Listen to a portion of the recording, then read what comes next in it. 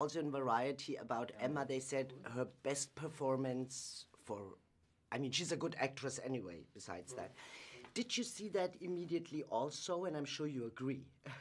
Oh, of course I agree. I thought long before the script was finished, when Ian McEwan and I were first talking about making a movie of his novel, we discussed who could play it. And I said, well, the difficult thing is there is only one person in the world who can play this part. And it's a terrible position to be in if you're wanting to make a film and there is only one actor in the world who can do it. And if that one actor says no, then there is no film. And it's true, it would have been folly to make this story without Emma, because she's definitive and she really carries you emotionally and intellectually to places that are really complicated and profound. And also, like you already mentioned a little bit, what are her special qualities as an actress she brings on set that you said she's the only one in the world, you know? She has a warmth about her. She's immediately sympathetic. You feel that she's somebody who you can love. You want to be part of her life, and her intelligence and her wit, which shines through.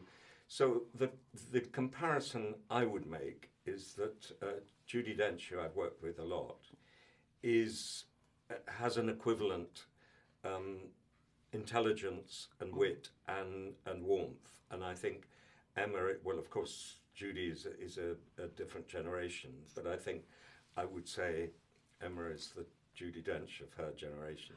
That's, you know what, I completely see what you say. That's absolutely right. I never thought about it, but you're completely, yeah, you're right in that.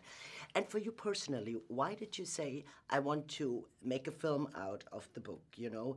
What was your personal motivation? My personal motivation was my friend, Ian McEwan, who I've known for nearly 40 years. I've made 2 films with him. We've often talked about making another film. He said to me 5 years ago, I'm writing this book, I think there would be a film here, and I'll send you the manuscript as soon as I've finished.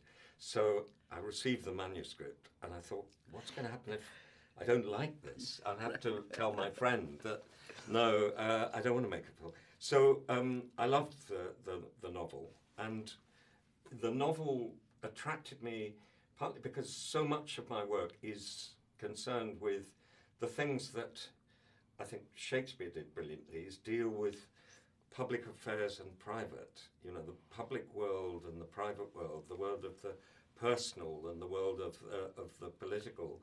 And this embodies that, because here's a woman whose life is falling apart off stage, on stage, her life, you know, in court, being a judge, having to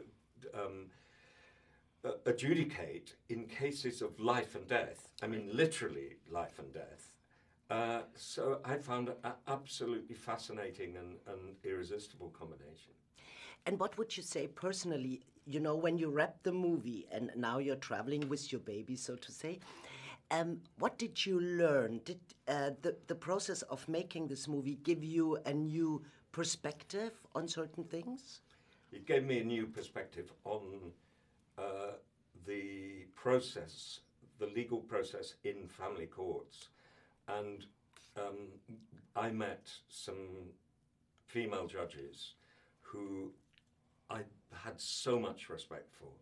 They work incredibly hard, and there they are concentrating for hour after hour after hour, concentrating on legal minutiae, because everybody who comes to their court is, because it's a family court, their lives are in turmoil.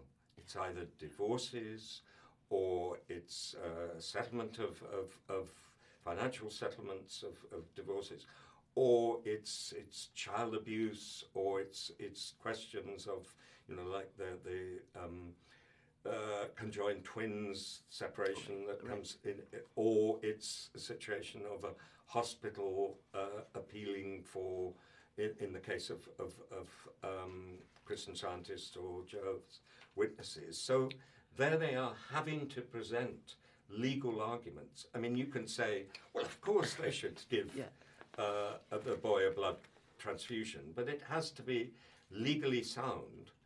And, you know, when time is running out, you know, as I say, you've got 4 days, the boy is going to die. So I had huge respect for that, and I spent a lot of time in the courts studying it.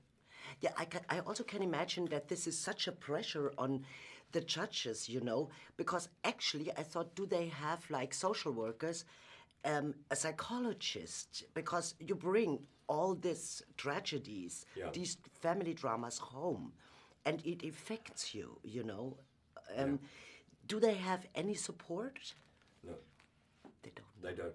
I talked to, a number of male and female judges in the family court, and they said sometimes, I asked them exactly that question, and I said, do you know people who crack under the pressure?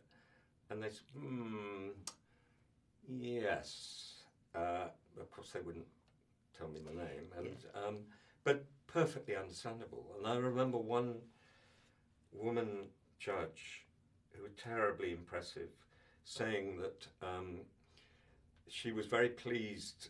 I don't know how we're talking about gardening. She said, oh, my husband's done a wonderful garden that I can see outside my window where I work on Sunday. And I said, on Sunday? She's a woman with 4 children. Yeah. She said, yes, I have to get up at 4 o'clock in the morning in order to get the work done before I can spend any time with my family. Oh my God, I didn't know that. Yes. Is that the first card? Is that? Yes. So we changed the